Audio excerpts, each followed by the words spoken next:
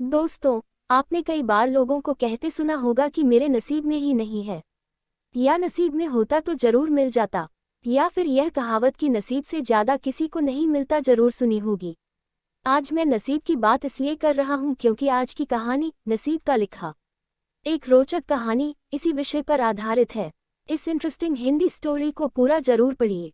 15वीं सदी की यह कहानी है। किसी एक गांव में बहुत ज्ञानी पंडित रहा करता था। पंडित आजू बाजू के सारे ही गांव में बहुत प्रख्यात था और इसी वजह से धनवान भी। पंडित का परिवार ज्यादा बड़ा नहीं था। पंडित अपनी पत्नी के साथ अपने बहुत बड़े घर में अकेला रहता था क्योंकि पंडित को कोई बेटा था नहीं और एक बेटी थी जिसका विवाह पास के गांव वाले एक श्रीमंत लड़के से हो चुका था। पंडित ने शादी से पहले अपने होने वाले दामाद की अच्छे से जांच पड़ताल की थी और अपनी बेटी का भविष्य भी ठीक से पढ़ा था, तब जाकर उसने बेटी की शादी की थी। लेकिन चंद सालों में ही पंडित का दामाद बुरी आदतों के चंगुल में फंस गया। जुआ और शराब की बुरी लत ने उन्हें सड़क पर लाकर रख दिया था। अपने बेटी की ऐसी दुर्दशा देखकर पंडित की पत्नी काफी दुखी होती थी और अक्सर पंडित को कहा करती थी, तुम जाकर उनकी मदद कराओ। पंडित हमेशा अपनी बीवी को ये कहकर उनकी मदद करने के लिए मना कर देता था कि अभी कुछ समय तक उनका बुरा वक्त चलना है। हम चाहे कितनी ही कोशिश कर ले, जो उनके नसीब में नहीं है वह उन्हें नहीं मिल पाएगा। पंडित की ऐसी बातों से उसकी पत्नी काफी दुखी हो जाया करती थी और मन ही मन सोचती थी कि कैसा स्वार्थी पिता है, अपनी बेटी को इतने कष्टों में देखकर भी उसकी मदद करने के लिए मना करता है। आखिर भगवान ने जो इतना सारा धन धान्य दिया है उसका क्या करेंगे। हमें कोई और औलाद भी तो है नहीं, ले देकर एक यही बेटी है और उसके लिए भी कुछ नहीं करेंगे तो किसके लिए करेंगे। पंडित ऐसा नहीं सोचता था। ऐसा नहीं है कि पंडित अपनी पुत्री से प्रेम नहीं करता था, लेकिन उसने अपनी पुत्री की कुंडली इतने अच्छे से पढ़ी थी और वह ये पहले से ही जानता था कि वह चाहे किसी भी लड़के से शादी करती, लेकिन उसके जीवन में ये समय आने वाला ही था और बिना इसे भुगते उसको छुटकारा नहीं मिलने वाला था। एक दिन खाने पीने के लिए भी मोहताज हो चुके पंडित के बेटी और दामाद उसके घर पर आए। पंडित ने और उसकी बीवी ने दोनों का खूब आदर सत्कार किया और खूब अच्छा खाना खिलाया। बेटी और दामाद की पंडित से सहायता मांगने की हिम्मत ना हुई, इसलिए वह बिना बोले ही वापस अपने घर को लौटने लगे। लेकिन माँ तो माँ होती है, पंडिताइन से रहा नहीं गया और बिना पंडित की इजाजत के उसने चोरी छुपे बूंदी के लड्डू बनाकर उसमें सोने के सिक्के रख दिए और बेटी और दामाद को दे दिए ताकि बेटी और दामाद की कुछ आर्थिक सहायता हो सके। पंडिताइन ये भी जान गई थी कि बेटी और दामाद शर्म के मारे उनसे मदद नहीं मांग रहे थे, इसलिए उसने बेटी और दामाद को भी लड्डुओं में छिपे सिक्कों के बारे में कुछ नहीं बताया।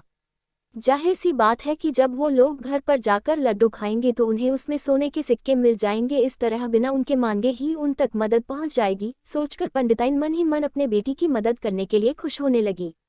पंडित के दामाद और बेटी उन दोनों का आशीर्वाद लेकर अपने घर की तरफ रवाना हो गए।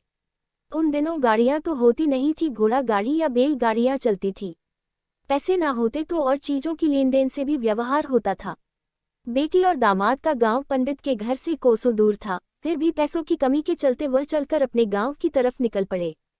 थोड़ी दूर ही चले थे कि पंडित की बेटी के पैर में मोच आ गई और अब उसको चलना भी मुश्किल हो गया।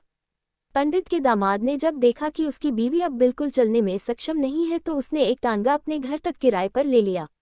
दोनों पति पत्नी टांगे में बैठकर घर तक पहुंच गए, लेकिन टांगे वाले को देने के लिए उनके पास पैसे थे नहीं, इसलिए पंडिताइन ने जो बूंदी के लड्डू उन्हें दिए थे वही किराए के तौर पर उस टांगे वाले को दे दिए। टांगे वाला बूंदी के लड्डू को लेकर वहां से चला गया। टांगे वाला अपने घर की तरफ जा रहा था, तब उसे एक हलवाई की दुकान दिखी। उसने सोचा कि थोड़े से बूंदी के लड्डुओं से मेरे घर के लोगों का पेट थोड़ी भरने वाला है, इससे अच्छा मैं इन बूंदी के लड्डुओं को बेचकर उनसे कुछ चावल खरीद लेता हूँ। टांगे वाले ने बूंदी के लड्डू हलवाई को बेच दिए। जिस गांव में वह हलवाई रहता था उसी गांव में एक आदमी ने अपने घर पर पूजा रखी थी और उसी पंडित को उस पूजा के लिए बुलवाया था।